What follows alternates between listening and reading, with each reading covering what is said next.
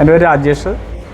ഇന്ന് ഉച്ചയ്ക്ക് 1:30 കൂടിയിട്ട് ഇരിഞ്ഞാലക്കുട ബസ് സ്റ്റാൻഡിന് അടുത്തുള്ള ബബിൾസ് ടീ എന്ന് പറയുന്ന ഒരു ബേക്കറിയിൽ നിന്ന് സമോസ വാങ്ങിച്ചു. ആ സമോസയിൽ ഒരു വൈകുന്നേരം സമയത്ത് നമ്മൾ ഭക്ഷണം കഴിക്കാനായിട്ട് എടുത്ത സമയത്ത് ആ കവറ് പൊട്ടിച്ചെടുത്തപ്പോൾ അതിനുള്ളിൽ നിന്ന് പല്ലി കിട്ടി. മോളാണത് കഴിച്ചുകൊണ്ടിരുന്നത്. പല്ലിയുടെ വാല് കടിച്ച് അതെന്താണെന്ന് നോക്കിയപ്പോഴാണ് ഈ സംഭവം മനസ്സിലായത്. അപ്പോൾ നമ്മുടെ ആരോഗ്യ വിഭാഗത്തിൽ എൻ്റെ ഡിപ്പാർട്ട്മെൻറ്റിൽ നമ്മൾ ഇരിഞ്ഞാലക്കുട മുനിസിപ്പാലിറ്റിയിൽ പരാതി കൊടുത്തു.